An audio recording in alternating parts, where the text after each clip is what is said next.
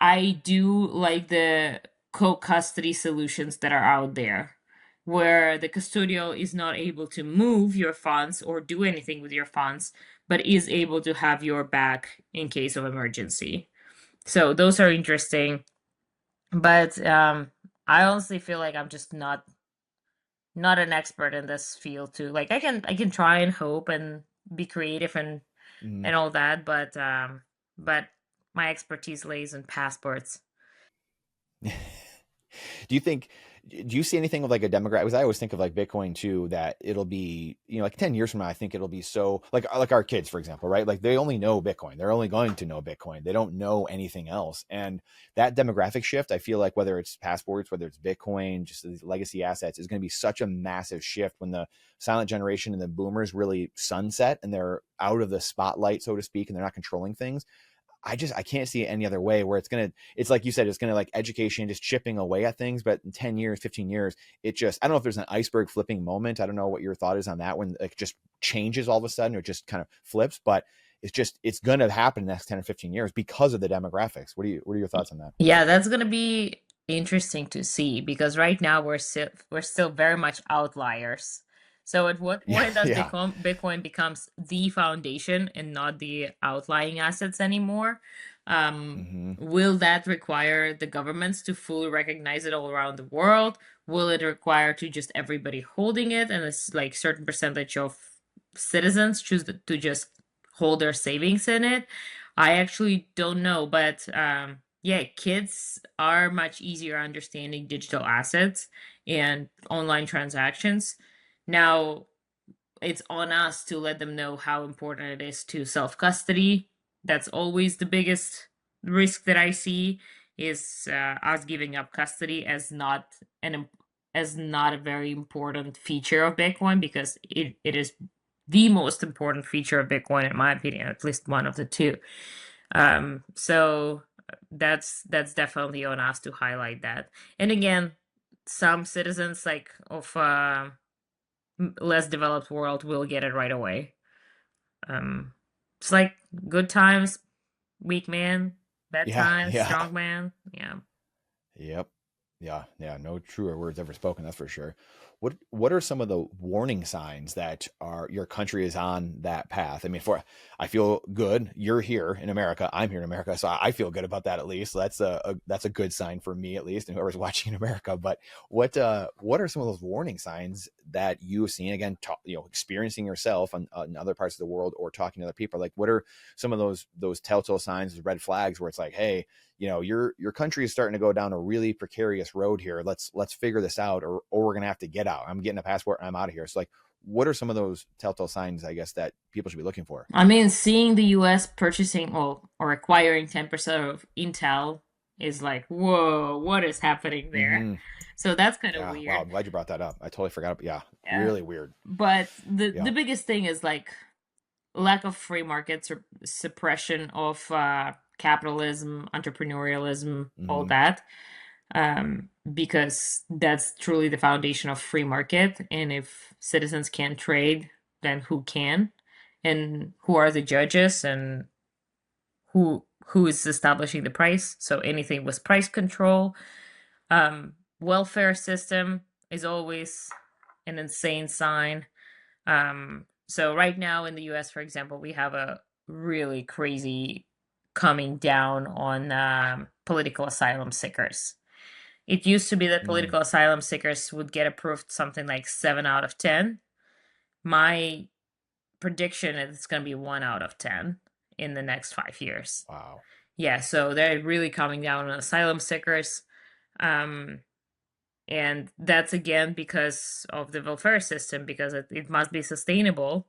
We must be supporting those truly need. And again, why are they in need? Like I can have the entire argument Mm-hmm. of like what got them there, what life choices, um, because there's definitely that truly blows my mind in the US because I've never met anybody on welfare in Russia. Funny enough, there are a lot of supporting programs. For example, for you had your second child, you get like $6,000 Mm. bonus that you can use for mortgage for third child, etc. So there are definitely programs in place, but I never met anybody who's on like food stamps or things like that because of the stronger family unit. Like usually it falls onto a younger or older generation to pay for that person.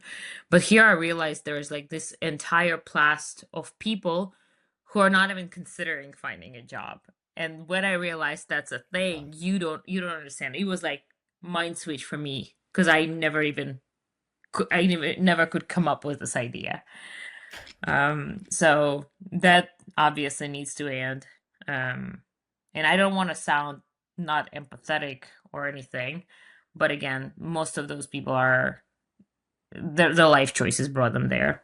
Yep. Yeah, absolutely. Yeah, the life choices mixed with the culture that they're in, or what have you, right? I mean, Yeah, that's incredible.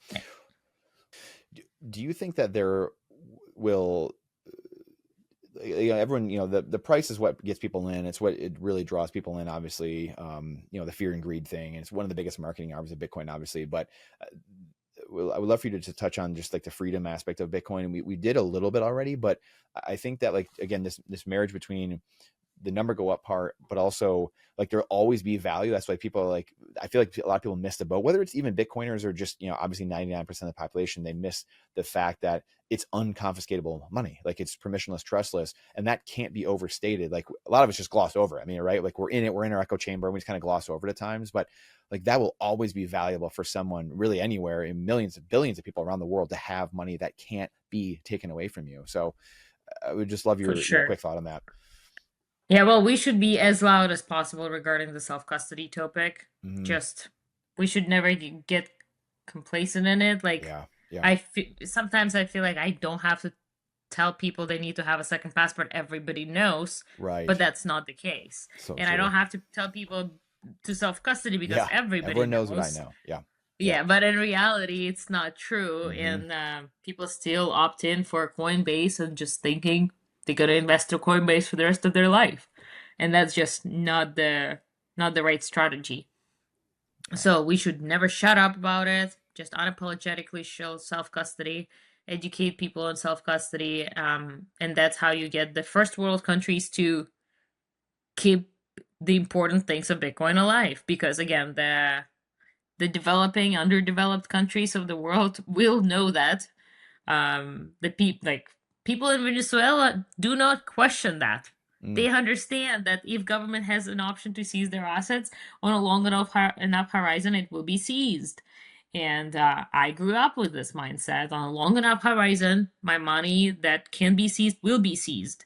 So the only way for me to keep it is to have it in an unseizable way, which is self-custody Bitcoin. Could not agree more.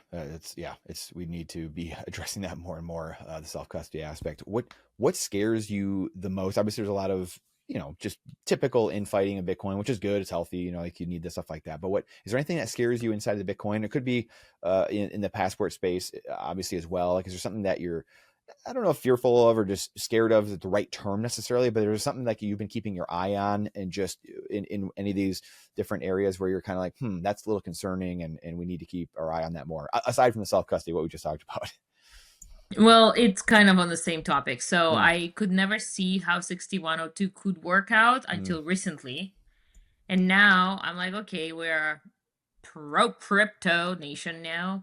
And the Bitcoin reserves are popping up in different states and on the nation level, the Federal Reserve level. So now, after how many years are they going to say, well, look, we've been custodying Bitcoin just fine. It's safe. Now we're going to custody everybody's Bitcoin. You guys can trust us. Look, it's on, we have Bitcoin reserves for 6 years now. So that's like this whole Bitcoin reserve thing is in some way for me a way for 6102, for next 6102 on Bitcoin. Because I don't know.